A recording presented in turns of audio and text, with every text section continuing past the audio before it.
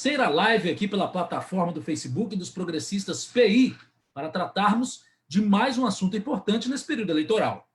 Enquanto atravessamos o cenário de pandemia, as eleições municipais marcadas para esse ano de 2020 se aproximam, né? No entanto, a incerteza predomina quanto à possibilidade de suas realizações. O TSE estuda formas de lidar com esta situação. E muitos já estudam lançar as suas candidaturas para vereadores e prefeitos. E para isso é preciso ter conhecimento das mudanças eleitorais deste ano. A corrida eleitoral municipal deste ano conta com uma série de inovações em relação às anteriores, como as coligações proporcionais, que foram proibidas, o número de candidatos de cada partido que poderá ser lançado foi ampliado, as comissões provisórias foram extinguidas, o tempo de domicílio eleitoral foi reduzido e um fundo especial de financiamento de campanha foi criado. Confira mais sobre as principais mudanças, dentre elas, muitas na live de hoje. E nós vamos trazer informações muito importantes para você se organizar aí para sua campanha de vereador ou de prefeito. Em nome do Progressista e da Fundação Milton Campos, nós vamos dar início aqui à nossa terceira live do trabalho, online, remota, para você, aqui na nossa plataforma Progressistas PI do Facebook. E o tema de hoje é as principais alterações da legislação eleitoral para as eleições 2020. E o nosso convidado é o doutor Sheimon Emanuel Moura, advogado, especialista em Direito Público pela Universidade Católica Dom Bosco e conselheiro federal da OAB. Doutor Sheimon, boa tarde ao senhor. Boa tarde, Dânio. Boa tarde aí ao Igor Soares, que é nosso parceiro aí, né, que está providenciando. É a nossa voz do além. É o condutor da nossa live. Pronto. Gostaria aqui de, inicialmente, Dânio, agradecer aqui ao convite do Partido Progressista, né, representado aí pelo nosso deputado estadual, Júlio Arcoverde, também o convite da Fundação Milton Campos, e parabenizar por essa iniciativa, né, que é coordenada aqui no estado do Piauí pela nossa querida Erinalda Feitosa, e parabenizar pela iniciativa. É de extrema importância, mesmo nesse período de pandemia, de isolamento social, que a gente possa estar capacitando os filiados, os dirigentes, os pré-candidatos e passar informações que são de suma importância, ainda mais nesse cenário, nesse momento de dúvidas, como você bem pontuou, nesse momento de incertezas. Gostaria de fazer aqui, antes de iniciar até sobre esse tema específico, né, sobre o tema no qual nós vamos ministrar, que é essas principais alterações da legislação eleitoral, gostaria de falar um pouco sobre essa repercussão na mídia, essa repercussão que está aí sobre essa alteração da data das eleições. Ontem foi realizada uma reunião, né, com o ministro do Tribunal Superior Eleitoral, com diversos especialistas, epidemiologistas, infectologistas, sanitaristas, biólogos, até físico participou dessa reunião, junto com todos os líderes do Congresso Nacional, e após essa reunião, saiu aí diversos conteúdos, né? Seja no WhatsApp, seja em redes sociais, informando que já teria uma data prefixada, que seria, em tese, 15 de novembro, ou em primeiro turno, e 29 em segundo turno. E aí eu penso, Dânio, penso também aos nossos filiados, aos dirigentes, aos pré-candidatos, que é interessante nós esclarecermos algum ponto sobre essas divulgações que estão sendo feitas. Como eu até pontuei antes mesmo de iniciar essa live, estivemos conversando, que recebi diversas ligações nesse sentido. O interessante se dizer sobre esse ponto, Dânio, é que não existe ainda nenhuma alteração legislativa que tenha alterado a data da eleição.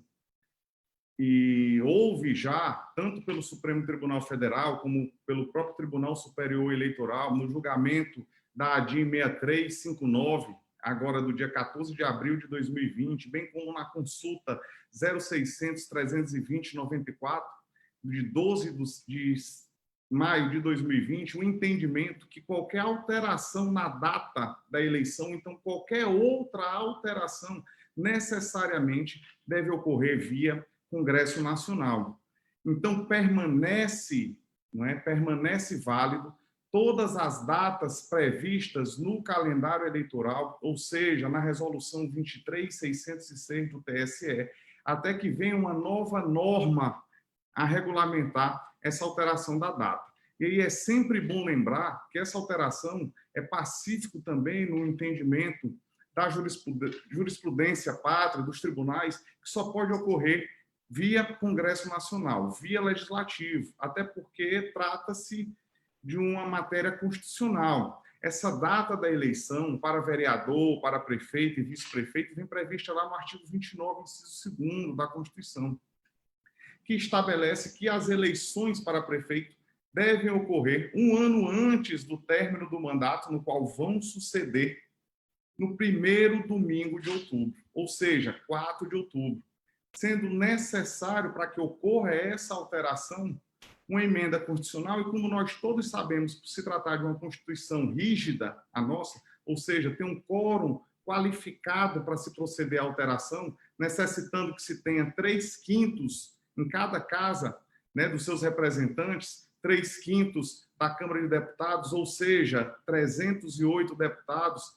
49 senadores, e ainda votado em 2 turnos. Necessita de um consenso para que, de fato, venha a ocorrer. E ocorrendo também, Dânio, é interessante que nós digamos que ocorrerá outras repercussões, né, nas eleições. E eu digo outras repercussões de que forma? Nós temos algumas datas previstas na legislação eleitoral que já tem datas e marcos prefixados. E eu cito como exemplo a própria convenção partidária. As convenções partidárias, elas são previstas para ocorrer do dia 20 de julho a 5 de agosto. É uma data prefixada. A data também para apresentação dos registros de candidatura pelo partido, pelo representante da coligação majoritária, se for o caso, tanto o DRAP como o registro devem ser apresentados impreterivelmente até 15 de agosto, às 19 horas. Também existe um marco temporal prefixado.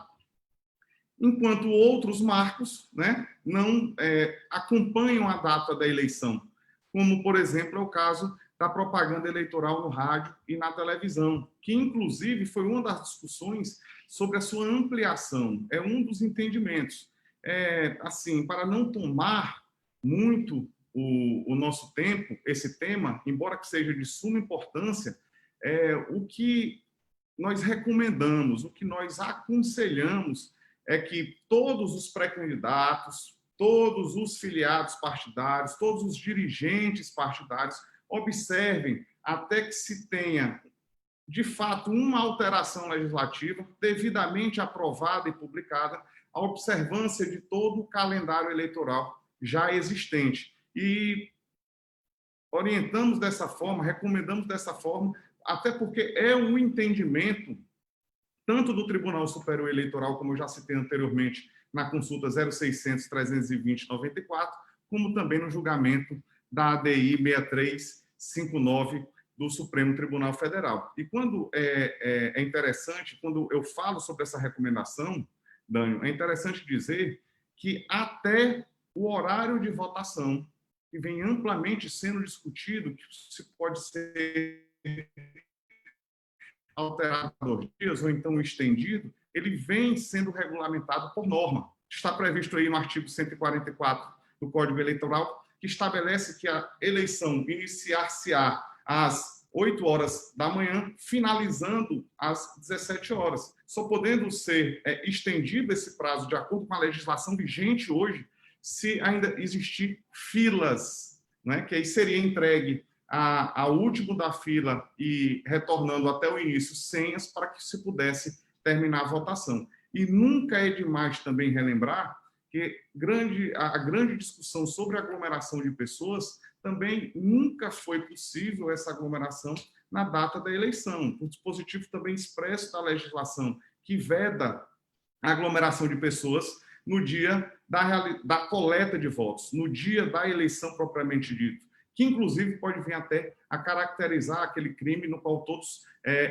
conhecem, que é a questão da boca de urna, tá certo? Então, para a gente poder passar sobre esse tema, a recomendação que fica aí para todos os filiados, dirigentes, partidários, pré-candidatos, é no sentido de que procedam à observância do calendário eleitoral, inclusive no que se diz respeito às desincompatibilizações, tá certo? Que estão previamente aí, eu digo previamente porque ainda não se sabe se vai ocorrer de fato essa alteração. A última aí diz respeito à questão dos servidores públicos, para se desincompatibilizar aí até 3 meses antes do pleito, né? Desde que não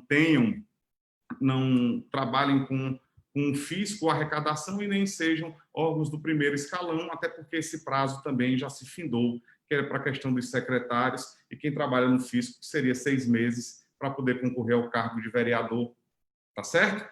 Então, Dânio, aqui, dando continuidade, e também eu queria também, antes de adentrar no tema, falar sobre um ponto. E aí é o próximo evento, né, que vai ocorrer de acordo com o calendário eleitoral, nós levando em consideração que não ocorra essa alteração de data, não ocorra essa emenda constitucional, né, para poder ocorrer a mudança da data da eleição. Diz respeito às convenções. E foi aprovado recentemente pelo Tribunal Superior Eleitoral, numa resposta a uma consulta, a possibilidade da realização das convenções virtuais, como esse seminário que a gente vem realizando. E é permitido porque não há nenhum impedimento na legislação. Porém, eu chamo a atenção que ainda é necessário regulamentar alguns pontos dessa convenção. A convenção, nós sabemos que é um ato formal, um ato solene no qual se procede à escolha dos candidatos, o número no qual os candidatos vão concorrer às eleições, se vai ocorrer coligação majoritária, até porque não é mais possível a coligação proporcional, mas se o partido vai lançar candidato a prefeito, ou vai coligar com outro partido indicando um vice-prefeito, ou não irá nem indicar um candidato a prefeito ou vice, porém irá fechar a coligação majoritária. E é interessante, até adentrando nesse tema, eu recebi uma ligação recentemente de um dos diretórios aqui do PP, salvo engano, de Pedro II, perguntando que se um partido não lançar candidato a prefeito ou vice-prefeito, ele pode participar da coligação, ou então mesmo um partido que não vai lançar candidatos, se ele pode participar de uma coligação majoritária. E é importante dizer que continua vigente a propaganda em televisão e rádio. Então, é interessante que se procedam essas coligações, até porque isso vai influenciar diretamente no tempo, né, das inserções de cada partido, logicamente, onde tiver essa transmissão das propagandas em rádio e televisão. Mas voltando aqui à questão das convenções, é importante se dizer que tem um regramento, Dânio, que inclusive foi determinado pelo ministro relator da análise dessa consulta, como é que se procederia. Até porque um dos dispositivos, ele obriga, né, que o registro do que foi definido em convenção seja registrado em ata e a respectiva lista de presença deverá ser lavrado no livro aberto e rubricado pela Justiça Eleitoral, que poderá ser requerido para a diferença da veracidade das informações apresentadas. Então, foi determinado pelo ministro, esse grupo de trabalho, né, do TSE, para que ele informe como é que se irá proceder, uma vez que a legislação obriga que tudo que foi deliberado em ata seja transcrito nesse livro rubricado e aberto, né, pela Justiça Eleitoral para a posterior conferência. E aí sempre é bom lembrar que depois de todas essas definições realizadas, obrigatoriamente o dirigente partidário vai ter que digitar essa ata de convenção e lista no módulo externo lá do Candex, né, que é aquele programa, quem já participou das eleições tem conhecimento, para poder fazer a inserção desses dados e fazer o encaminhamento até o dia seguinte à realização da convenção. Tem que ser digitado e encaminhado para o cartório eleitoral ou encaminhado via Candex, tá certo?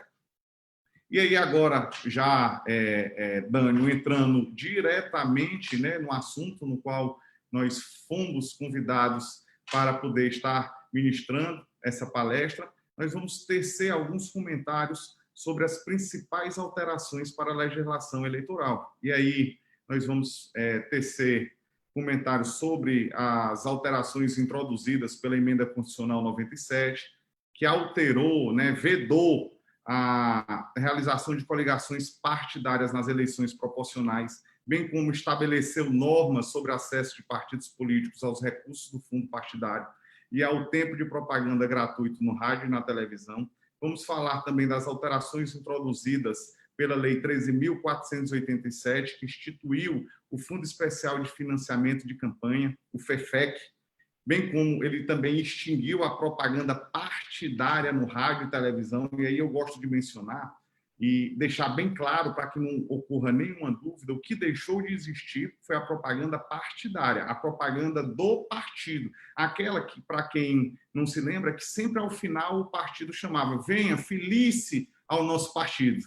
É essa que deixou de existir. A propaganda gratuita no rádio e televisão, aquela que acontece nos 35 dias antes da antevéspera da eleição, continuam vigentes. Inclusive, compete-se ao juiz da propaganda eleitoral do respectivo município e da circunscrição onde vai ocorrer chamar todas as agremiações partidárias a partir do dia 15 de agosto, né, até o dia 26, para montar essa grade e dizer quais são os horários que cada coligação majoritária, bem como os partidos, terão direito para fazer essas inserções, logicamente, onde ocorrer.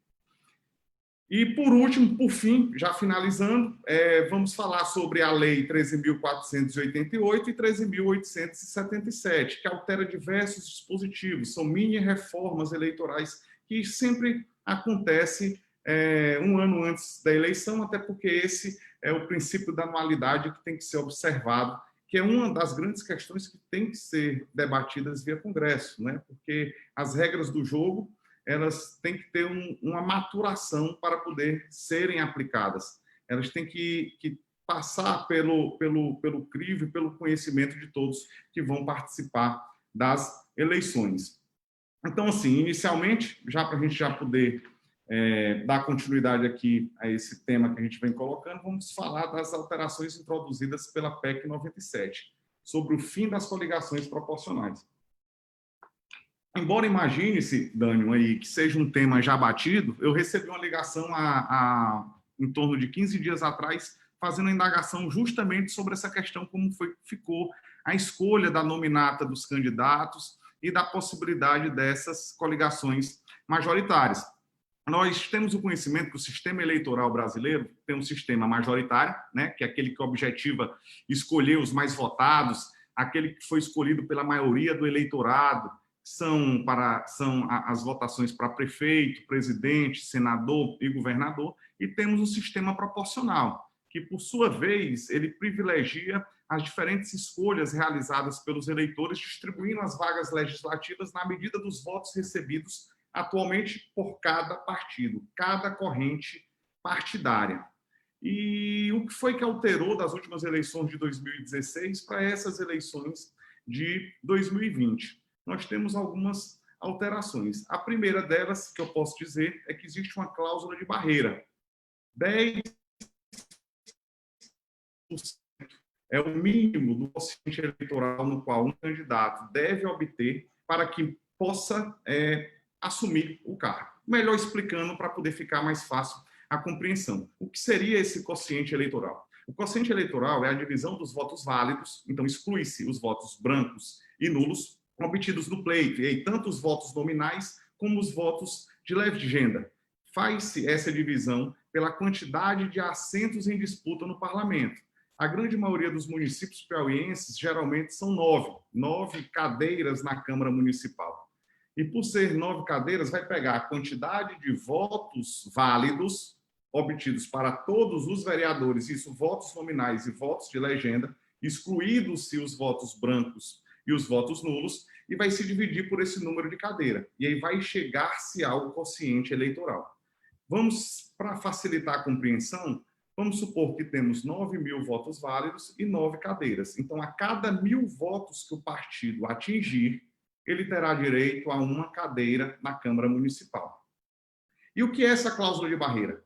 Se o partido atingir esses 1.000 votos, ele tem direito a uma cadeira. Porém, o primeiro candidato, o mais votado desse partido, necessariamente vai ter que ter mais do que 100 votos, 10% do quociente eleitoral. Porque caso não venha a atingir, mesmo o partido tendo atingido o quociente eleitoral e tendo direito a uma vaga, este candidato não assumirá e passará, consequentemente, para as demais agremiações. Essa é uma das alterações. A outra alteração, Dani, que ocorreu é no que se diz respeito às vagas de sobras, as sobras de vaga. E o que são essas sobras de vaga? Essas sobras de vaga são as cadeiras não ocupadas pelos partidos diretamente pelo quociente partidário. E o que é o quociente partidário? O quociente partidário é a divisão total dos votos recebidos pelo partido pelo quociente eleitoral. Ou seja, nessa situação hipotética que eu acabei de informar anteriormente, o partido, vamos supor que ele obteve 3.000 votos.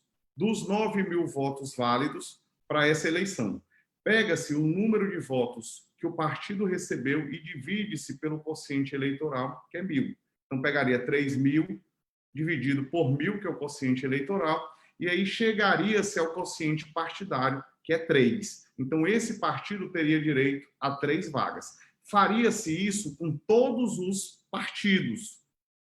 Inicialmente, para todos os partidos que tivessem atingido o quociente eleitoral, participariam dessa divisão, e se caso ocorresse sobra, vagas remanescentes, os partidos que atingiram o quociente eleitoral só conseguiram lograr êxito em preencher 7 vagas.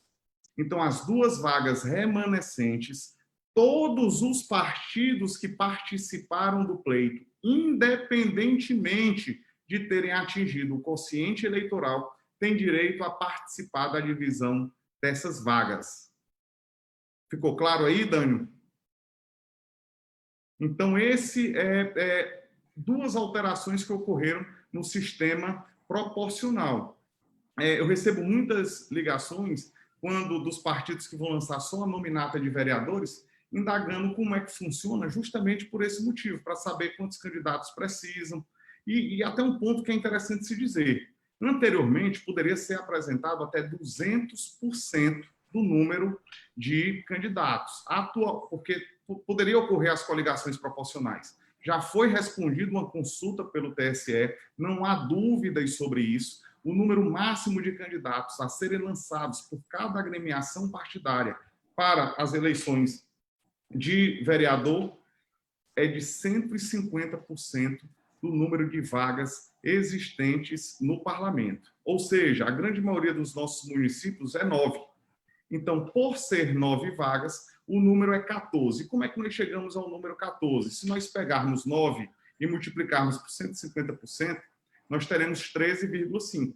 Qualquer fração igual ou maior que 5 será igualada a 1. Então, nesse caso hipotético, seriam 14. Outra dúvida recorrente, até para a gente já poder estar sanando e esclarecendo. E o número de gênero, porque existe a questão do número mínimo por gênero. E sempre dizem que é para as mulheres. Só que a realidade, essa garantia é de gênero. É tanto não pode, como não pode ter só homens. E é interessante se dizer isso, porque tem alguns movimentos da sociedade civil onde a gente já essa cota é necessária para os homens, né? Porque muito se diz assim, tem que ter 30% de mulheres. Na verdade, tem que ter 30% de gênero oposto. É de gênero oposto. 70% de mulheres e 30% de homens. A maioria é mulher. E tem que garantir os 30% de homens. Né? Isso, justamente. E o interessante também a se dizer sobre esse ponto, que o entendimento do TSE, inclusive foi externado na própria resolução, é que, no caso dessa cota de gênero, o cálculo a ser aplicado, Dânio, é dos da nominata de candidatos efetivamente apresentados, que é uma dúvida que sempre ocorre. Não, mas aí é 14, eu tenho que apresentar, eu não tenho 14 candidatos, tenho que apresentar 30% de gênero dos 14. Não, são dos efetivamente apresentados. Se eu posso chegar até 14 e vou apresentar uma nominata só de 10 candidatos, eu tenho que apresentar 30% dos 10 candidatos. E aí um outro ponto também que é importante que seja dito é que no cálculo dos 30%, Dânio, qualquer fração deverá ser igualada a 1, tá certo? É diferente do cálculo dos 150%, que seria igual ou superior a 5 igual a 1, inferior a 5, né, reduz a questão de quantidade da nominata de candidatos. No caso da cota de gênero, qualquer fração dos 30%, então se der, por exemplo, 3,1, esse ponto 1 será obrigatoriamente igualado a 1, sendo necessário apresentar 4 candidatos no caso específico. Tá certo? Tá entendido? Isso. Podemos dar Certíssimo. Você pode ter certeza que perguntas a esse respeito vão vir no final. Vamos lá. E a gente está aqui para poder esclarecer à medida que for aparecendo. E aí, até bom você ter tocado nesse assunto, Dânio, porque o formato, né, do seminário que está sendo realizado, que foi me passado, que seria um período para a gente estar podendo adentrar no tema e na matéria, e aí, posteriormente, a gente poder... No final nós vamos ter 30 minutos para responder as perguntas que já começam a chegar aqui.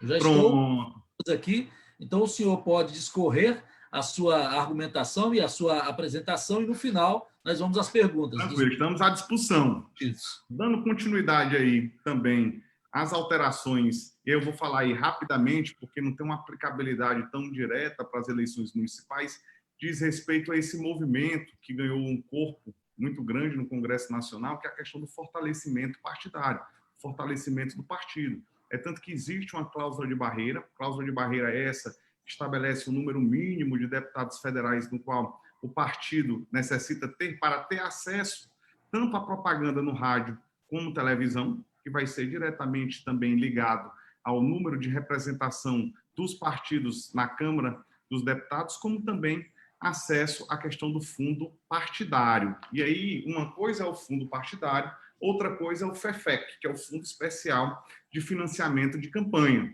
que inclusive já foi procedido, né?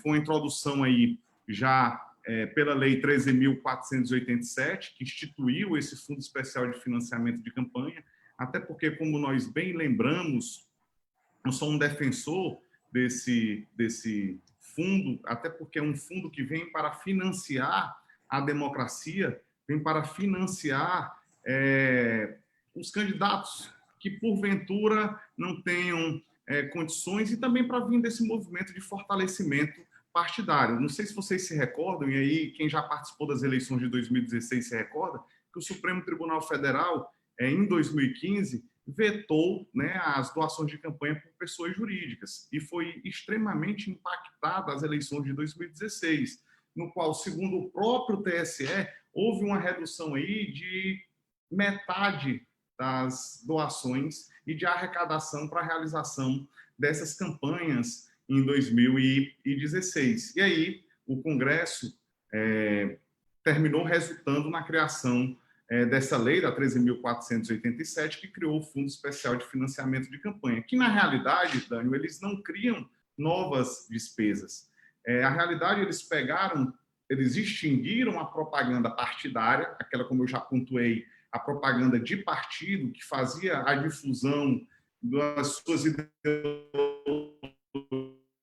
partidárias, bem como convidava os cidadãos a se filiarem no partido, né? Encerrou-se, e todos os valores correspondentes àquelas compensações fiscais foram colocados, né, nesse fundo, esse fundo especial de campanha, bem como 30% do que era direcionado às emendas de bancada. Então, já era um valor pré-existente para poder ocorrer a criação desse fundo. E aí eu não posso deixar de mencionar aqui para os progressistas, né, que já saiu pelo TSE os valores destinados a cada partido, foi encaminhado aí e previsto para o PP aproximadamente 140 bilhões de reais, que embora, Dani, pareça um número muito alto, se nós observarmos a quantidade de municípios existentes, né, nós temos 5.570 municípios no Brasil, e pegarmos esse valor e dividirmos por município, vamos dividir por todos os municípios brasileiros, nós vamos perceber que teremos pouco mais de R$ 25 mil por município, que para fazer campanhas majoritárias, campanha de vereador, toda uma estrutura de campanha, ainda percebemos que é um valor que é ainda baixo, né, para poder, de fato, vir a financiar a democracia, como assim se propõe esse fundo criado. E aí, o que é importante dizer sobre esse fundo para os filiados, para os dirigentes, para os pré-candidatos progressistas? O primeiro ponto é que esse valor ainda não está disponibilizado na conta do partido.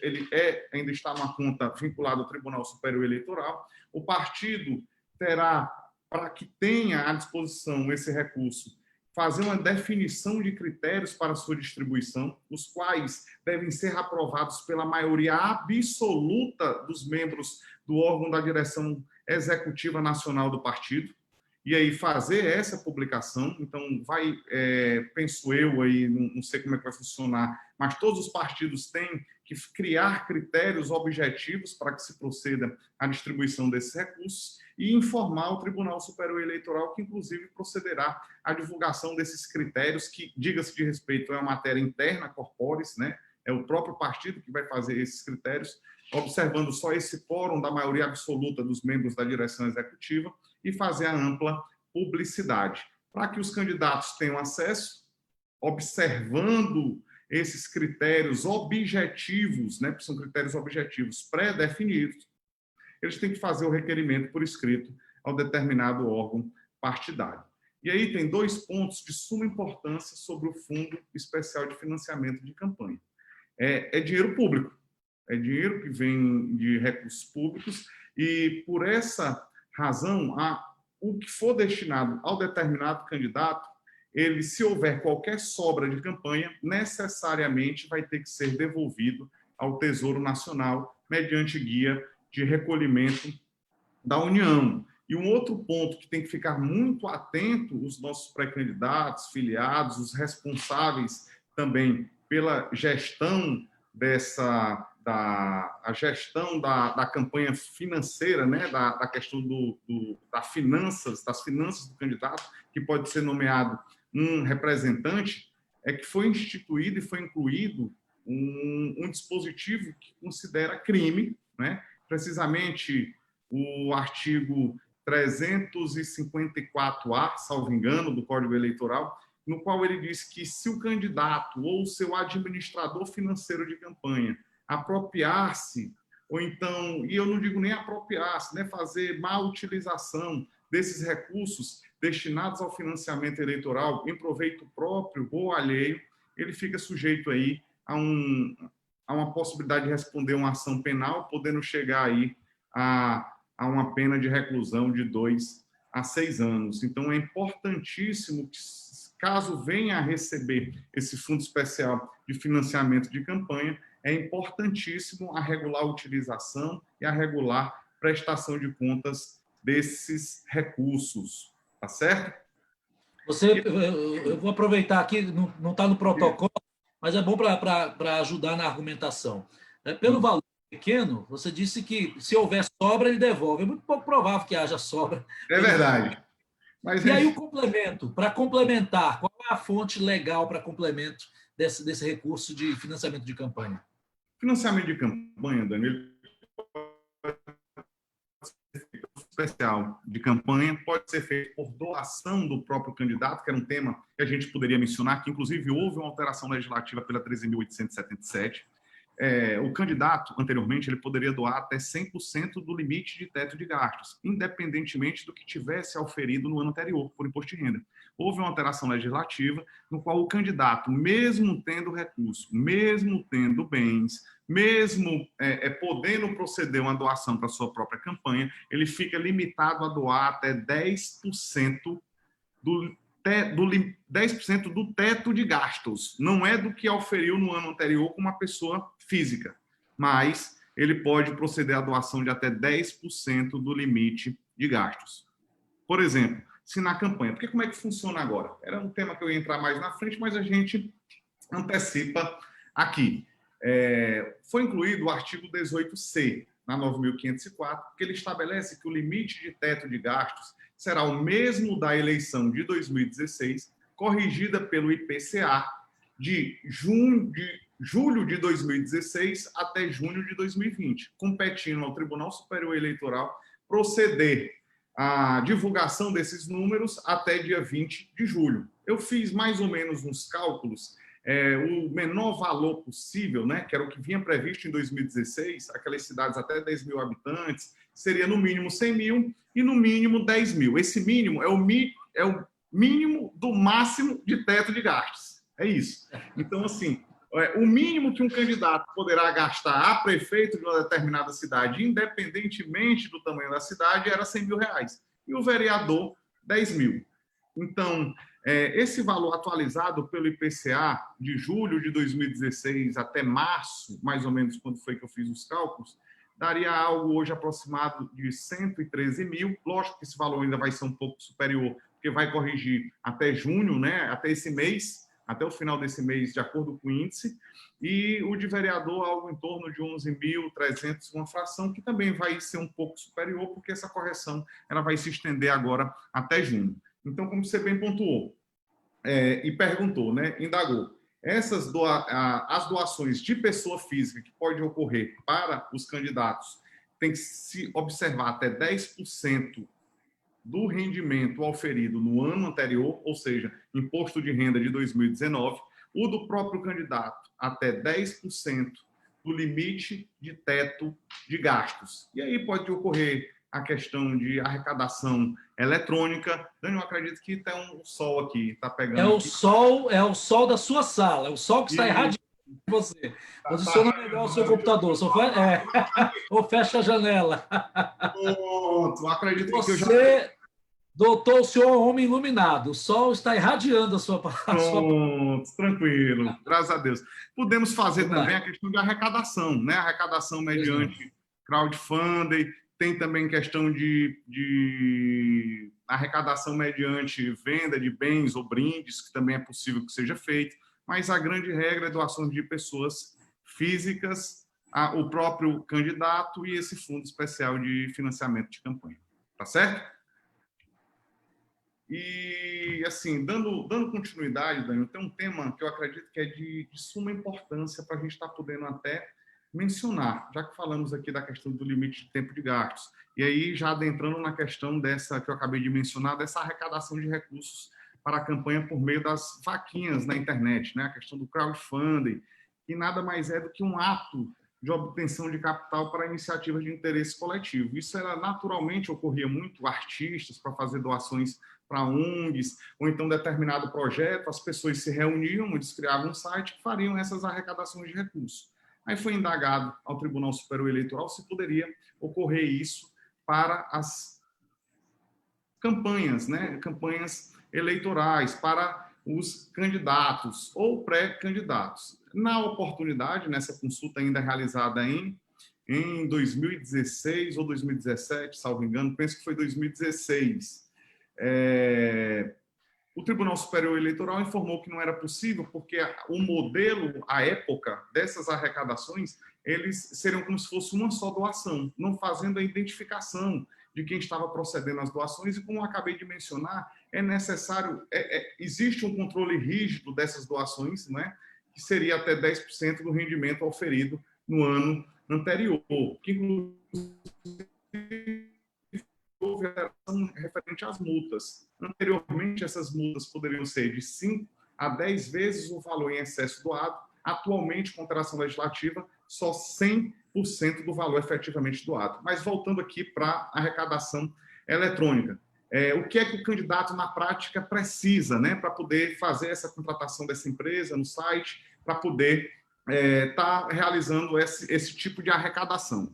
Ele é possível que seja feito em pré-campanha, então, ou seja, está autorizado desde o dia 15 de maio a ser realizado. A observância que o pré-candidato deve ter é procurar uma empresa previamente cadastrada na Justiça Eleitoral, e aí, obrigatoriamente, Dani, precisa estar previamente cadastrada na Justiça Eleitoral, porque tem alguns requisitos. Essa empresa, quando você faz a contratação, a primeira coisa, ela tem que dar ampla publicidade às taxas que está cobrando.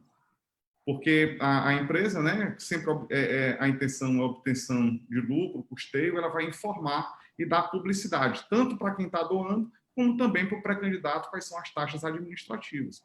O outro ponto também que ela tem que observar é sempre manter uma lista atualizada do nome completo, o CPF e o valor, a quantia doada por cada pessoa física que procede à doação. E ela vai fazer uma emissão de um recibo eleitoral para a pessoa, bem como vai informar a empresa, ao candidato e à Justiça Eleitoral da questão dessas doações que estão sendo realizadas. E o pré-candidato, porque ainda não ocorreu nem as convenções, né? Porque as convenções, elas estão prefixadas lá para o dia 20 de julho a 5 de agosto. Então, nem chegou a ocorrer. E se por acaso não for confirmado o nome desse pré-candidato em convenção, por esse motivo, também a Justiça Eleitoral e a própria legislação, ela determina que o pré-candidato só terá acesso ao recurso após a confirmação do nome dele em convenção partidária e após essa confirmação do nome com o pedido de registro e a abertura da conta também bancária, na qual vai começar a ocorrer as movimentações, não é, de campanha e efetiva prestação de contas. E aí também é importante se dizer que caso o candidato não seja escolhido em convenção, esses valores retornam aos efetivos doadores. Eu acredito que esses são os pontos principais aí que a gente pode falar sobre a questão da arrecadação via vaquinha eletrônica, mas também penso que um ponto extremamente importante para a gente estar podendo conversar um pouco agora, dialogar com os nossos filiados, pré-candidatos, dirigentes, é o tema da pré-campanha. Acredito que, ainda mais com essa possibilidade de alteração de data, né, e terminar ocorrendo alguma alteração também na realização da pré-campanha, caso venha a ocorrer, como eu sempre gosto de reafirmar, devemos manter estrita observância ao calendário eleitoral, pode ser que se prorrogue esse prazo de pré-campanha. E o que é possível em pré-campanha, Dani? Especificamente, existe uma norma regulamentando o artigo 36A da Lei 9.504, e desde a mini-reforma ainda, que reduziu o tempo de propaganda, né, na propaganda partidária de 90 para 45 dias, foi introduzida essa legislação com a finalidade aí de dar uma maior visibilidade aos pré-candidatos. E o que o TSE entende sobre essa questão de pré-campanha, quando ele fala sobre a questão de pré-campanha, é que os usos de elementos classicamente reconhecidos como caracterizadores de propaganda, desacompanhados de pedido explícito de voto, não ensejam qualquer irregularidade. Inclusive, no julgamento realizado via Tribunal Superior Eleitoral, o entendimento que se tem é que existem aquelas questões das palavras mágicas. Se essas palavras mágicas não constem da propaganda, propaganda em pré-campanha, não é? Não se caracterizaria a propaganda antecipada. E quais seriam essas palavras mágicas? Aquela vote em mim, me eleja, eu apoio determinado candidato, e sempre ter a questão do número e do partido e do cargo no qual vai concorrer. E eu chamo a atenção, né, que existe um caso, um único caso, no qual o Tribunal Superior Eleitoral teve um entendimento divergente desse primeiro entendimento, que era possível qualquer tipo de propaganda, desde que não houvesse o pedido explícito de votos, no que diz respeito à questão das publicidades em outdoor.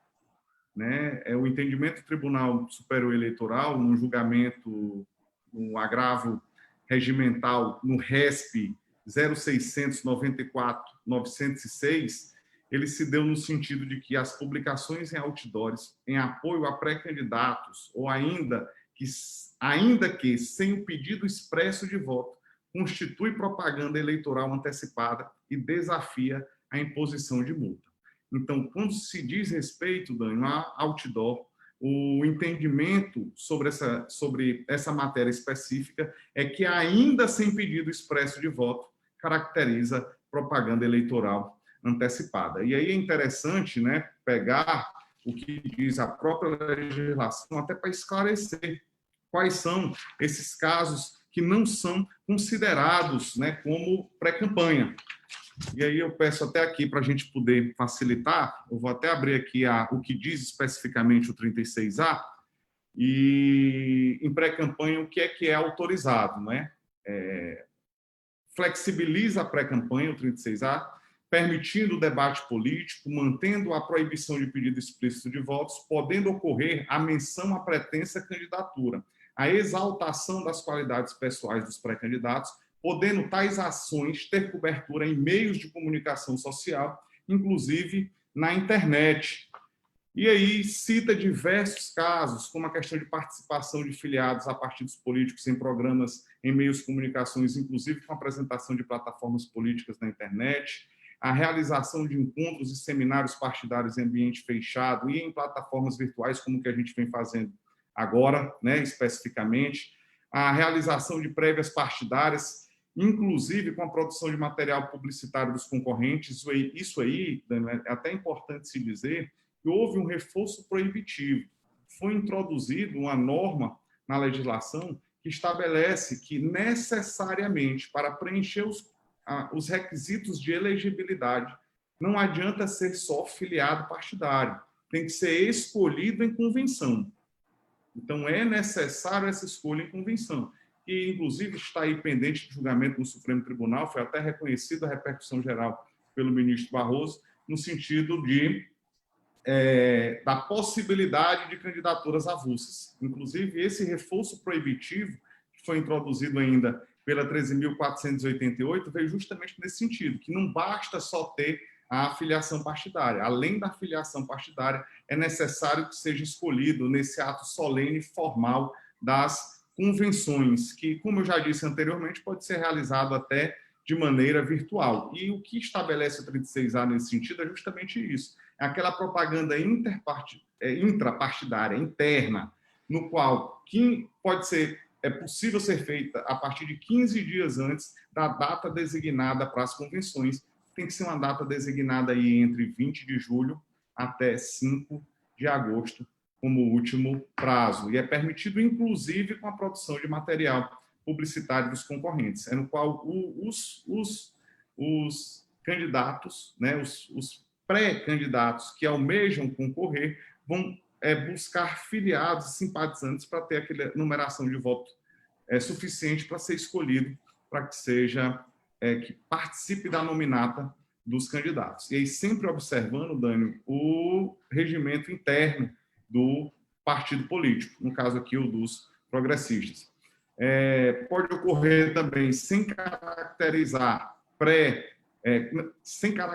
campanha eleitoral possível de multa, a divulgação de atividade parlamentar, a divulgação de posição pessoal sobre temas de ordem políticas, nas redes sociais, inclusive, que a forma que está ocorrendo é justamente essa divulgação via redes sociais, a realização de eventos partidários para divulgar ideias, objetivos e propostas partidárias, e a campanha, como nós já falamos anteriormente, a campanha de arrecadação prévia de recursos na modalidade da vaquinha eletrônica. E aí, já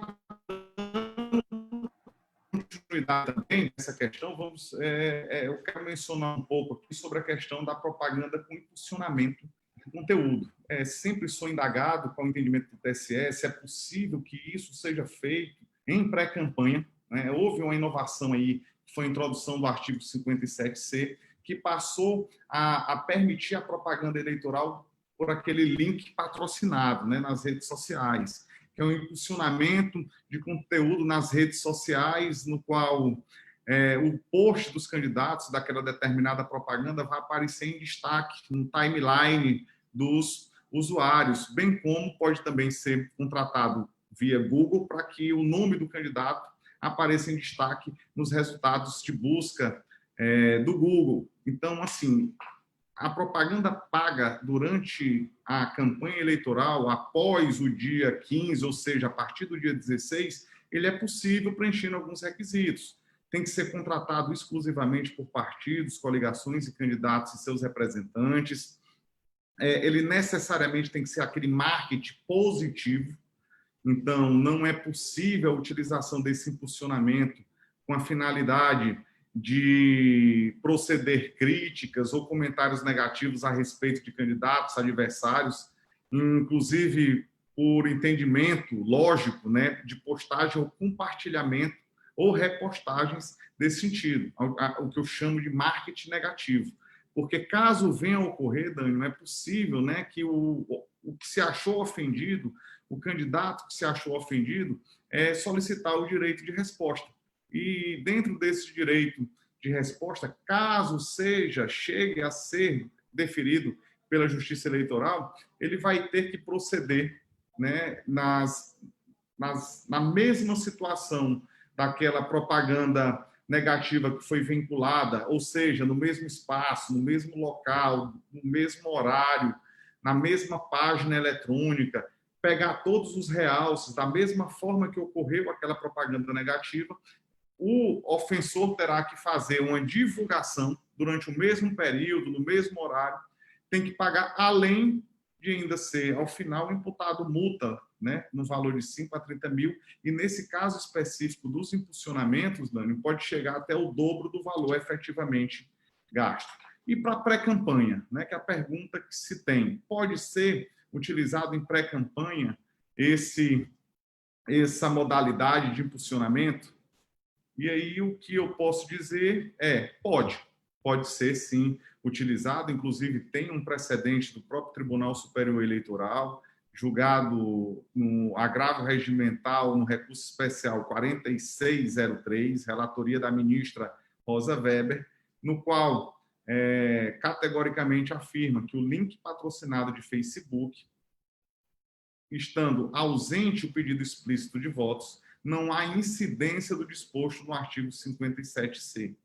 E aí complementa ainda na parte que interessa, né, que nos exatos termos assentados na decisão agravada, ausente o pedido expresso de votos no conteúdo da publicação vinculada no Facebook, de rigor, a incidência da regra permissiva do artigo 36A da Lei das Eleições, segundo a qual não configura propaganda eleitoral antecipada a divulgação de eventual candidatura ou enaltecimento de pré-candidato, desde que inexista pedido explícito de votos. Eu só chamo a atenção nesse caso, um caso que eu acredito que é do conhecimento, né, geral, foi o que ocorreu no julgamento da senadora do Mato Grosso do Sul, salvo engano, no qual a utilização desses impulsionamentos em pré-campanha terminaram resultando num abuso do poder econômico, e aí terminou tendo o seu mandato cassado. É interessante dizer que não existe, Dani, uma regulamentação de quanto é que pode ser gasto em pré-campanha.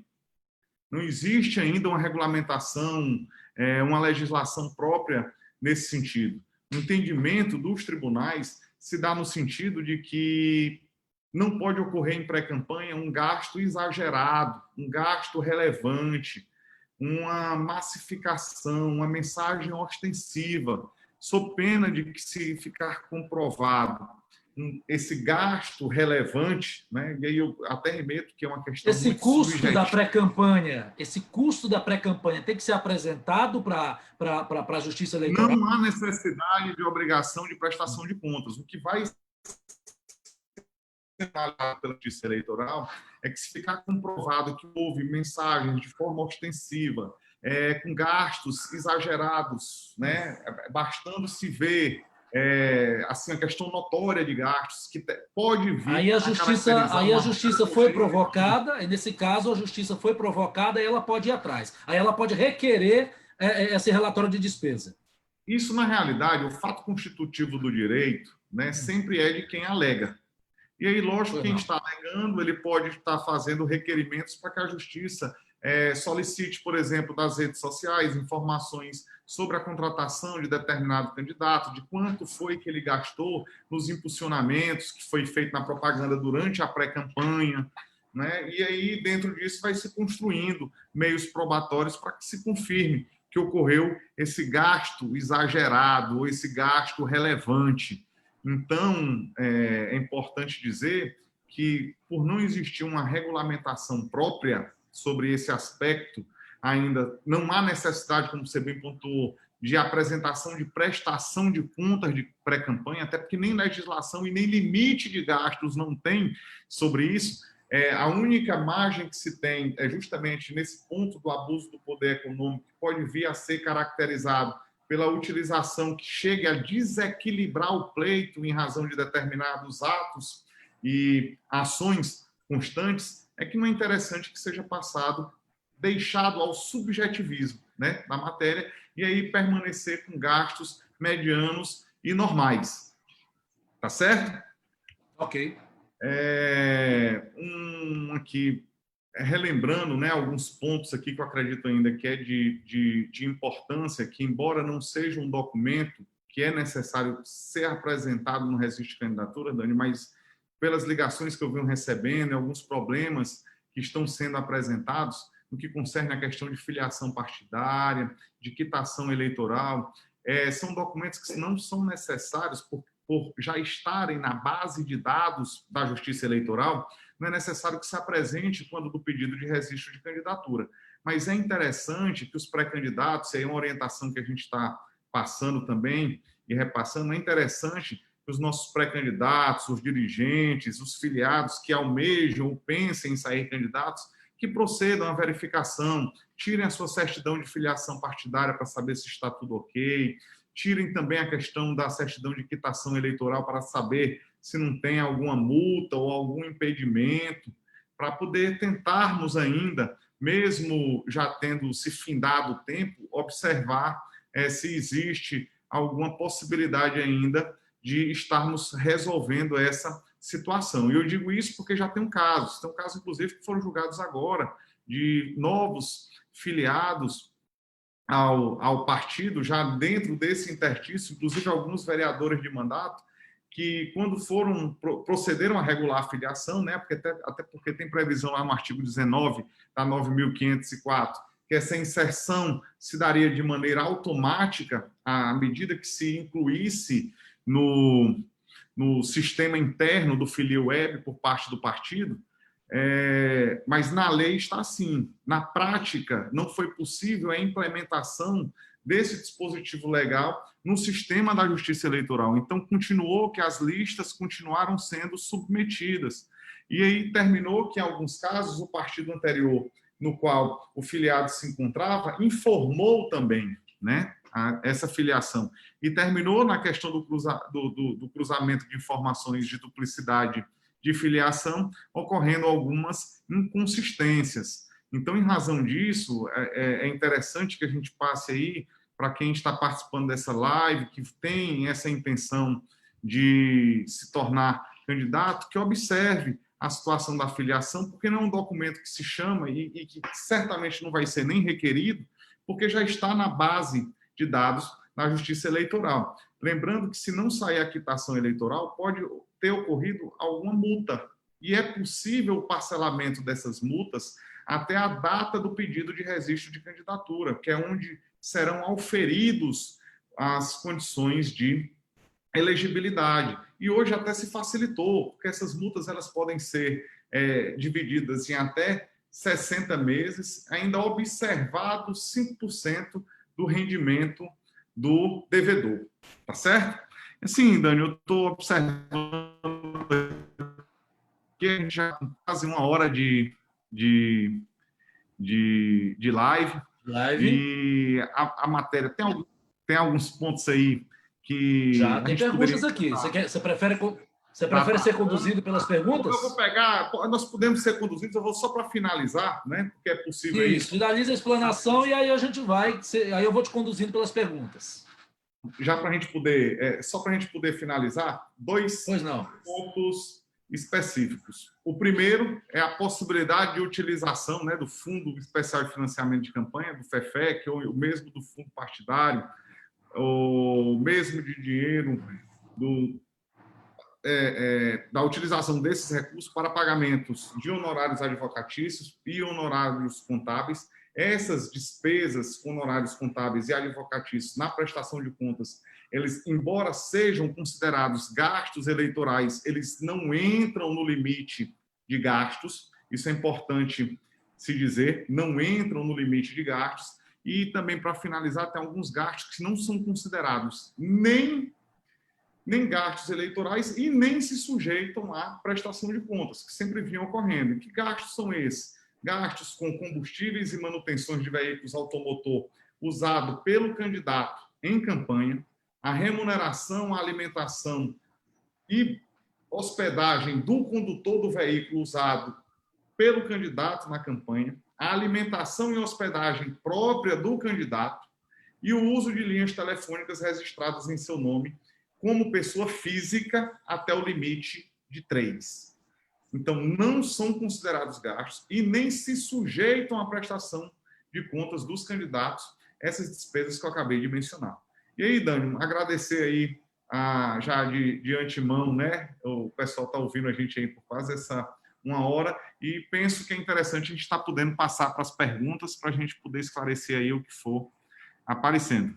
Vamos lá, vamos mensurar aqui a nossa audiência. Olha, agradecer às cidades de São Francisco de Assis, Beneditino, São Pedro do Piauí, Conceição do Canindé, Passagem Franca, Nazaré do Piauí, Corrente, Piracuruca, Capitão de Campos, Colônia do Piauí, Cocal de Telha, Massapê do Piauí, Buritibravo no Maranhão, Serra no Espírito Santo, Rio de Janeiro e Corumbá, no Mato Grosso do Sul, além da capital Teresina, é claro. Tá bom de audiência aí, doutor? Tá bom demais. Agradecer aí também dos outros pessoal do Maranhão que a gente acompanha aí também por estar aqui com a gente, tá certo?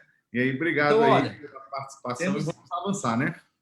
Temos alguns comentários além de perguntas. Vamos lá. Tem alguns comentários e o senhor pode comentar em cima do comentário. Tá. O comentário da Nádia Rúbia. A Nádia Rúbia diz o seguinte: essa incerteza quanto à data das eleições só deixa certas dúvidas em relação aos prazos para quem precisa se descompatibilizar e tudo mais. Então, incrementando, há uma incerteza na data da eleição, mas no que diz respeito a prazos que já venceram, está tudo tranquilo, né? Está valendo a data do 4 de outubro, não é isso, doutor? Pronto, Dânio, é justamente isso, é isso que é interessante que seja repassado. Embora exista esse movimento para que ocorra essa alteração da data da eleição, todos os prazos, todos os marcos temporais, eles estão definidos. Hoje, perguntando para mim, qual é a data das eleições hoje? É 4 de outubro. Nós temos que aguardar um posicionamento do Congresso Nacional, se vai ocorrer alguma alteração legislativa, de que forma vai ocorrer, além da forma que vai ocorrer, quais são as consequências que se terá desse adiamento. Foi como eu bem pontuei já no início da live, que foi o primeiro tema que nós já abordamos, não é? Nós temos diversos dispositivos que já estão com marcos temporais pré-definidos. Se a gente olhar a legislação 9.504, a data das convenções estão lá. Tem que ocorrer necessariamente do dia 20 de julho a 5 de agosto. A data do pedido de registro também já está lá, previamente designada, no dia 15 de agosto até às 19 horas, podendo o candidato que tenha sido escolhido nos 2 dias subsequentes, caso não tenha sido feito seu pedido, solicitar de maneira individual. Mas os prazos já constam lá. O Congresso vai ter que enfrentar também essa matéria, se vai ocorrer alterações dos marcos temporais da legislação já previstos. Então, o que eu aconselho, o que eu recomendo é que se observe, proceda-se à observância estrita do calendário eleitoral, da resolução 23.606 do TSE, que vem colocando todos os marcos. E eu tenho certeza, Dani, de uma coisa: no dia que for aprovado, todos os meios de comunicação, sem exceção, estarão dando ampla publicidade às alterações que vierem a ocorrer, bem como tenho certeza que o Partido Progressista e os demais partidos também estarão informando a todos os dirigentes, a todos os pré-candidatos. Muito bem. O Miguel Rosal diz o seguinte: sobre a cota de gênero, vale a pena enfatizar que 30% é o mínimo admitido. Contudo, esse percentual pode sofrer alterações para cima, como, por exemplo, pode ser de 50% a 50%, né? 50% e 50%. A Nádia Rúbia complementa dizendo que essa divisão de vagas é muito confusa, ela é muito confusa, né? E a Isabel de Almir aproveita e pergunta: qual o incentivo que se dá às mulheres para participar da política? Pronto, vamos lá. A gente já comentou e já mencionou que essa divisão de vagas é a nominata. Cada partido pode lançar para candidatos a vereadores até 150% do número de vagas. Ele é obrigado a lançar obrigatoriamente a totalidade? Não, não é. Ele pode lançar, inclusive, 1, 2, 10, 8, não precisa. Limite é o máximo, podendo chegar até aquele valor. Né? Até aquele valor, não, até aquele número de candidatos, que pode chegar, no caso, como eu bem mencionei, no caso do município 06, os menores municípios, são 9 vagas, podendo chegar aí até 14, porque o cálculo é aquele igual ou superior a 5 igual a 1. Quando a gente vai para cota de gênero, é pegar 30% desse número efetivamente apresentado. E aí é cálculo matemático. Vamos pegar, apresentamos 6 candidatos. Vai na calculadora, tira os 30%, daria 1,8. 1,8, em média, né? Não sei se estou certo, mas sendo 1,8, igualaria a 2.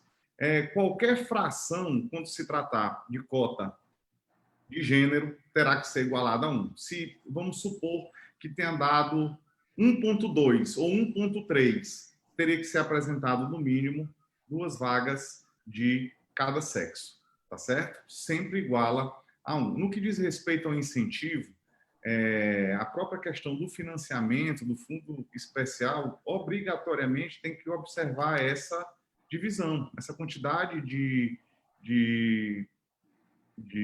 observar a questão de quantidade de gênero que está sendo apresentado na nominata para participar.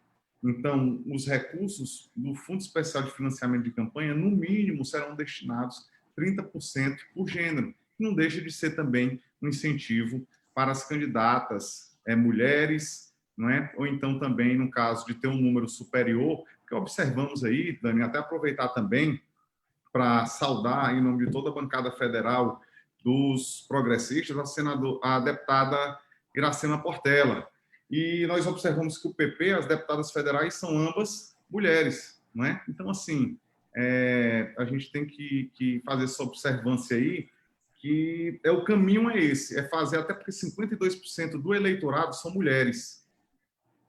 A nossa bancada tem 2 mulheres e 1 homem, o deputado Átila Lira, a deputada Margarete, né, é uma das nossas deputadas, e a deputada Iracema Portela. Margarete e Átila Lira, lá da bancada federal. Olha, o Taílson Farias pergunta: a minha dúvida é a seguinte, com relação ao prazo para afastamento das atividades profissionais, acredito que se denomine descompatibilização.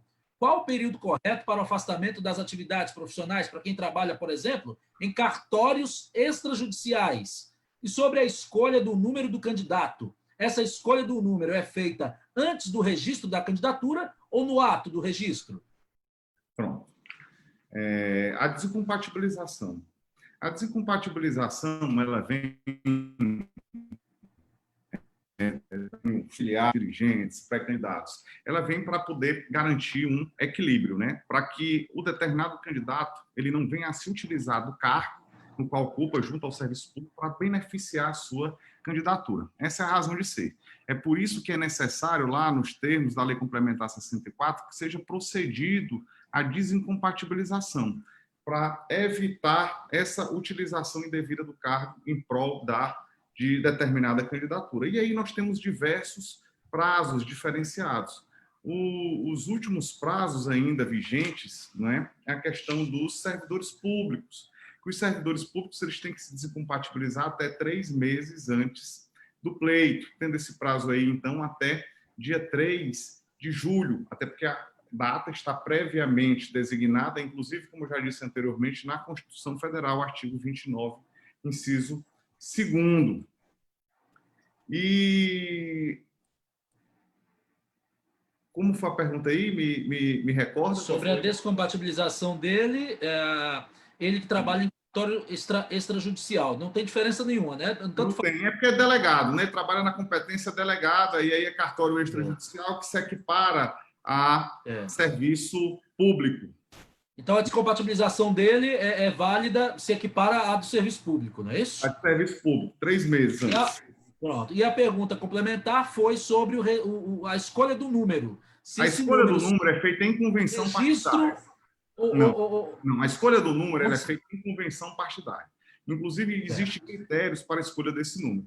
A convenção partidária ela é um ato solene e formal, e, como eu já disse anteriormente por diversas vezes na live de hoje, deve ocorrer do dia 20 de julho a 5 de agosto. E lá vão ser escolhidos se o partido vai fazer a coligação majoritária ou não, quantos candidatos, a nominata de candidatos a vereador, a escolha do número do qual vão concorrer os vereadores. E aí, lembrando que quem já concorreu com aquele número tem preferência, né? Um vereador de mandato, então alguém que já concorreu com determinado número em eleições anteriores, ele tem preferência para utilizar a mesma numeração, mas já todos esses atos, inclusive os representantes, ou delegados, tudo respeitando as normas internas estatutárias, vão ser definidas na convenção partidária. Muito bem. Registrando mais cidades aqui, cidade de Novo Oriente, Jardim do Mulato, Bonfim do Piauí, todas conosco, a cidade de Picos, cidade de Curralinhos, Monsenhor Hipólito, Castelo do Piauí, Sigefredo Pacheco, todas participando conosco. Um abraço para todos. Olha, a Maria Clara Dantas de Amarante pergunta: haverá comícios mesmo em tempo de pandemia? É uma excelente pergunta. Inclusive, é essa discussão que está se tratando, né? Um dos pontos que foi colocado até pelo presidente da Câmara dos Deputados, ontem eu estive assistindo uma entrevista, se deu nesse sentido, sobre ele ter um entendimento e levar também para os líderes, que é uma das principais preocupações para o adiamento, que é a realização desses atos políticos partidários. Então, ele entende até e vai levar essa proposta de aumento de tempo de propaganda em rádio e televisão. E aí é por isso que é tão importante a participação, né? Nesse seminário do trabalho realizado aí tanto pelos progressistas como pela Fundação Milton Campos, porque já tivemos live nesse sentido que explica. Eu acredito que o movimento hoje é justamente a propaganda em redes sociais, a propaganda no Facebook, Instagram. Nós observamos aí que temos, né, um presidente da República eleito basicamente mediante redes sociais. Isso é a importância aí desse seminário, de ter aí profissionais que bem explicaram e bem pontuaram, como o próprio Igor, né, que está sendo nosso anfitrião aí no Zoom, como também palestra já ministrada aí pelo Eduardo Neves, também que se deu nesse sentido aí do desenvolvimento, né, nesse sentido. Então, assim, é possível ser feito? Se a gente for observar, tudo vai depender da questão da pandemia. A legislação permite a realização, mas a gente tem que observar quais são os critérios que são adotados aí no município, no respectivo município, ou no estado, sobre a questão de distanciamento social, inclusive na regulamentação de realização de eventos de forma física, que em diversos estados e também municípios, com a finalidade de se evitar a propagação dessas doenças, da propagação de casos de Covid terminam por vetar a realização de eventos com aglomeração de pessoas. Então, assim, na grande maioria, atualmente não é possível, mas nós temos que entender dois pontos. O primeiro deles tem que se ver com a questão dos sanitaristas, dos infectologistas, dos epidemiologistas, que foi justamente essa reunião realizada pelo ministro Barroso, para saber essa curva, né? A redução da curva para poder voltar às atividades. E caso não seja possível, o Congresso vai ter que fazer alguma deliberação aí de alteração de outros meios de realizações de propaganda, como, por exemplo, essa que foi sugerida pelo presidente aí, da extensão dos 35 dias já previstos para propaganda em rádio e televisão. Olha, o pessoal muito preocupado aqui com a história dessa data e com o período de descompatibilização. O Tim Medeiros, de Capitão de Campos, pergunta aqui o seguinte: no caso da data das eleições, caso ela venha a ser mudada para novembro, por exemplo, o que pode acontecer com a questão dos prazos, prazo de afastamento, de cargo comissionado e outros prazos? A mesma pergunta faz o Adalto Francisco, de Oliveira. Caso haja essa prorrogação, eu que sou funcionário público teria que me afastar agora dia 1º de julho. E aí, como é que vai ser? Pronto, isso aí já foi amplamente discutido. Eu penso, e aí me parece, né, eu tenho uma convicção já formada nesse sentido, quando nós observarmos o que vem previsto na Lei de Desincompatibilização, que é a Lei Complementar 64/90, ela estabelece no dispositivo específico do servidor público, salvo engano, o artigo 1º, inciso 2, a linha L, ele estabelece que a desincompatibilização tem que ocorrer até 3 meses antes da data da eleição. Então, qual é a data da eleição posta hoje? 4 de outubro, primeiro domingo do mês de outubro. Se no primeiro domingo do mês de outubro, tem que se desincompatibilizar aí até o dia 4, né? Então tem que se afastar até o dia 3 de julho, porque já não pode mais estar exercendo a partir do dia 4. Porém, se houver uma alteração legislativa, penso que já está contemplado pela Lei Complementar 64, porque quando da leitura da redação do dispositivo, ele já estabelece que seria até 3 meses antes da data da eleição. Diferentemente, né, do caso da data do registro dos candidatos, que já está prefixada dia 15, como também diferentemente da data da realização das convenções, que já vem pré-definida na 9.504, que é do dia 20 de julho a 5 de agosto. Olha, tem uma pergunta aqui que é o seguinte: o Congresso tem um prazo limite para votar essas alterações? Quem pergunta é o Edivan Souza, lá de Picos. O Congresso tem um prazo limite para a votação dessas alterações? Pois estamos a um mês, praticamente, da data do início das convenções. E aí, doutor Sheyman, eu complemento perguntando o seguinte: vamos imaginar que chegou o prazo de descompatibilização, dia 4 de julho, e todos aqueles que são candidatos se descompatibilizem. E lá no dia 10 de julho, eles prorrogam a eleição lá para novembro. E aí, quem se descompatibilizou volta para o trabalho ou já está livre e pode fazer pré-campanha? Como que vai ser isso na prática? O maior prejuízo que eu vejo, Dani, não é nem para o servidor público efetivo, né? Porque o servidor público efetivo, ele se licencia, ele se descompatibiliza por licenciamento para desenvolver atividade política. Tanto é que quando ele faz esse pedido de descompatibilização, né, por licenciamento, ele se compromete, ele tem que se comprometer a apresentar a ata de escolha em convenção e também dizer qualquer fato que modifique a questão da situação dele de campanha ou não. Se ele teve o registro indeferido, se não houve, qual é a situação. Até porque ele é remunerado nesse período. O grande problema aí que eu vejo são os servidores comissionados, né? Que eles são exonerados do cargo, não tem direito à percepção de remuneração. E, de fato, a orientação que se passa e a pergunta que ele fez, já respondendo, o Congresso não tem um prazo. O que se sabe é que, para que ocorra essa alteração, tem que ser por emenda constitucional. Nossa Constituição ela é rígida, então a necessidade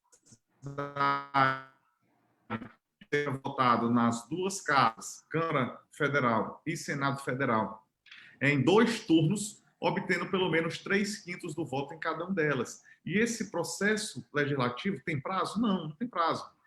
Pode ser votado com celeridade, ninguém sabe como é o tramitar, como vai se proceder o tramitar. Se saber o tramitar, sabe, mas não sabe. Por exemplo, se tiver pedido de algum partido especificamente que se observe a presente impugnação para se observar o interstício mínimo de apreciação da segunda votação, já se leva mais um tempo. Então, vai depender muito do consenso. Tanto é que a razão de ser dessa reunião realizada ontem, com diversos especialistas, reunião realizada com o presidente do Tribunal Superior Eleitoral, bem como com diversos líderes partidários, é se chegar a um consenso para que se possa estar votando o mais breve possível e proceder a essas alterações. Olha, a Valtânia Rocha faz uma pergunta que é a seguinte: quem trabalha em um outro município que não é o seu domicílio eleitoral, consequentemente, onde será candidato, ela precisa se descompatibilizar?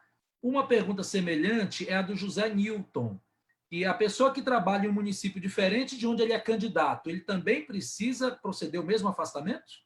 Não precisa, e eu vou lhe dizer por quê. Aí é sempre bom, Dani, a gente saber o caso concreto. Qual o cargo que ocupa? Porque, por vezes, ele tem algum cargo de atribuição regional que engloba aquele município no qual vai concorrer, ou tem algum cargo que termina englobando atribuições a nível estadual, que termina ocorrendo a necessidade, embora não seja diretamente servidor público no município e na circunscrição, mas tem atribuições que abrangem aquele município. Mas desconsiderando isso, né, vamos supor que se trabalhe único e exclusivamente numa circunscrição de um município diverso no qual ele vai concorrer, não há exigência de afastamento. E não há por um motivo lógico, como eu pontuei anteriormente quando fui indagado sobre a questão da desincompatibilização.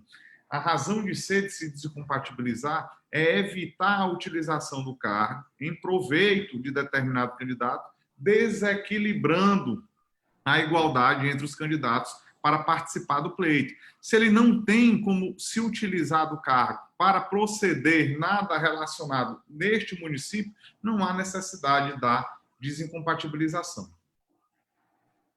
Muito bem. Vamos lá. Tem uma pergunta aqui nesse sentido. Pronto. Na pré-campanha, eu posso... E aí eu vou juntar algumas perguntas aqui. A Glaudiceia Borba pergunta: na pré-campanha, eu posso utilizar o cargo que eu ocupo como marketing político? Rapidamente. Como marketing político? Não entendi. Isso. Talvez ela seja... A pré-campanha dela. Inclusive, se na pré-campanha dela. Vamos imaginar que ela seja enfermeira e ela quer usar as ações dela de enfermeira na pré-campanha a seu favor. É possível isso? Olha, a gente tem que observar, inclusive, eu até menciono alguns casos específicos que existe todo o excesso, ele é punível, né? Todo o excesso é punível. Se ela me perguntar, eu vou responder por captação ilícita de sufrágio, previsto lá no artigo 41A da 9.504, eu vou responder, não vai responder por captação ilícita de sufrágio, até porque você precisa ser candidato. É um dos requisitos, você ser candidato para que possa responder por captação ilícita de sufrágio, que é aquela compra de votos, a promessa, qualquer benefício relacionado ao eleitor. Então, até a promessa, ela vem caracterizar a captação ilícita de sufrágio, mas a utilização de determinado cargo que venha a ocupar, né, pode vir a caracterizar posteriormente um abuso do poder econômico, dependendo do que vai utilizar. Você vai perguntar, se para mim fazer pré-campanha for conversar com alguns eleitores sem pedido explícito de votos, utilizar meu cargo, aqueles gastos normais de pré-campanha, para saber quais são os anseios da sociedade, até para que eu possa produzir, se for candidato a prefeito, eu possa produzir meu plano de governo, que é um dos documentos que são necessários para que seja apresentado quando também do pedido de registro de candidatura. Não há óbice, não há problema, são gastos medianos, são gastos que não chegam ao Mas, nesse caso específico, é a mesma coisa que acontece com a questão de médicos que atendem, fazem distribuição de amostras grátis, ou então mesmo de remédios em pré-campanha, e faz isso no número exagerado que saia do que é considerado normal, né, utilizando em pré-campanha. Não vou dizer que pode, lógico, isso tudo vai depender do fato constitutivo do direito, do pedido, da utilização em prol de determinada candidatura, mas pode vir, em tese, né, a caracterizar um abuso do poder econômico. A Valéria Mello pergunta: usar o Facebook nesse momento de pré-campanha para mostrar visita e visita a eleitores e postar a foto visitando eleitores é possível? É permitido?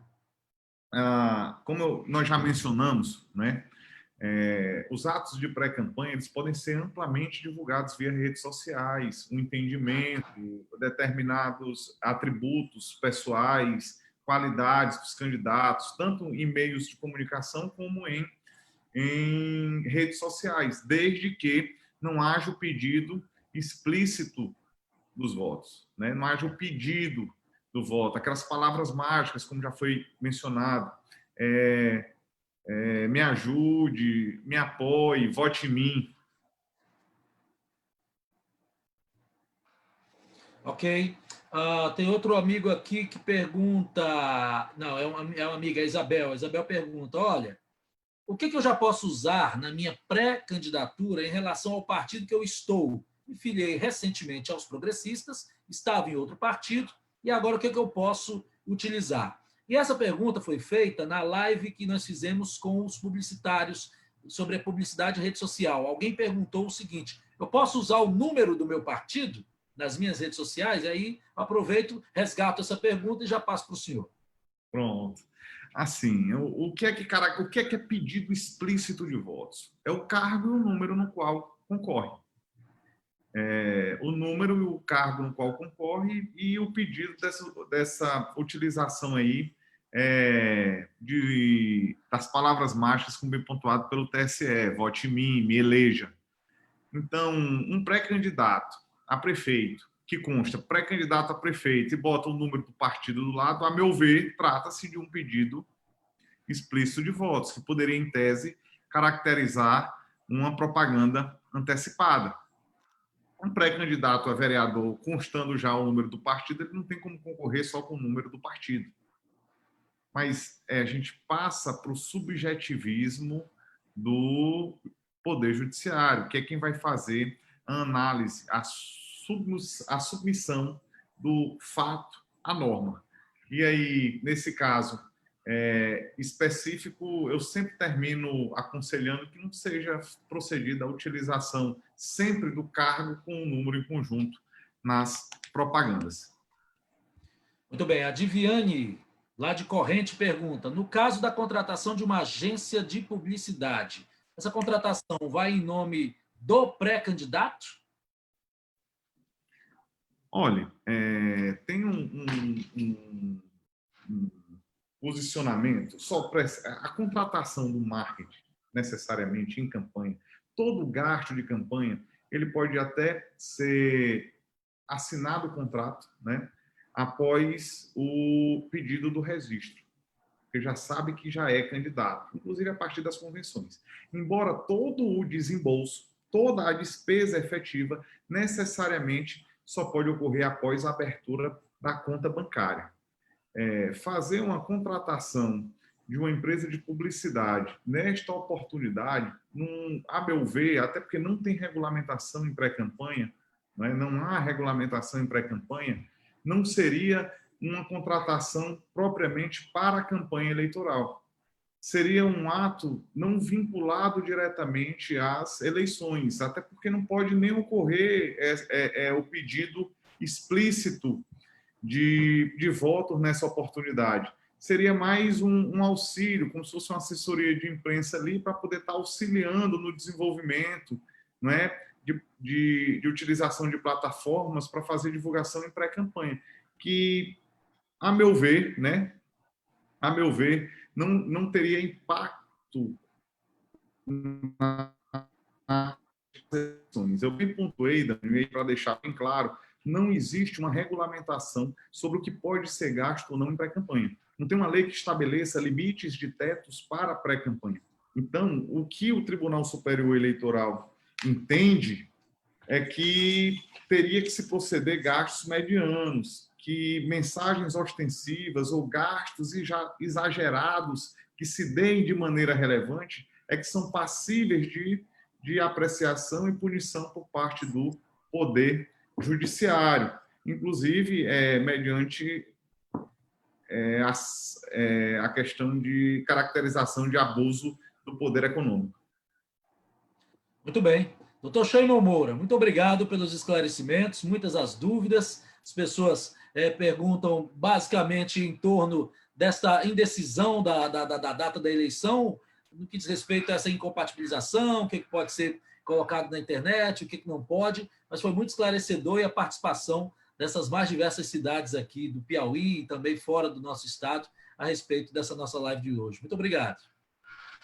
Eu gostaria também aqui de agradecer, renovar aqui os agradecimentos ao deputado Júlio, presidente do Progressistas, a Erinalda, parabenizar o senador Ciro Nogueira, né, por esse excelente trabalho que vem fazendo aí, salvando vidas no Piauí, no que concerne a questão do combate ao Covid-19, conseguindo diversos recursos aqui para o Piauí, para a implementação de leitos, para também a manutenção desses leitos, e dizer que estou aqui à disposição do partido, tá certo? E aí qualquer situação porventura existente aí, qualquer dúvida, vocês podem estar entrando em contato aí com toda a equipe aí do Partido Progressista, com o Fernando, com o Alessandro, com a Suzane, e a gente está podendo aí esclarecer, e aí vamos dar continuidade. Obrigado aí pela atenção, pelo espaço, Dani, um abraço aí, Igor, também, que está aí na nossa coordenação aí de divulgação aí da live via Facebook. Muito obrigado ao senhor. E o nosso encontro está marcado na próxima quarta-feira, às 4h, dia 24. A nossa live da próxima quarta-feira vai discutir dicas para fazer uma prestação de contas sem erros, hein? Prestação de contas sem erros. É com a doutora Giovana Nunes, advogada e professora de Direito Eleitoral. Ela vai ser a nossa convidada da próxima quarta-feira e você não pode perder.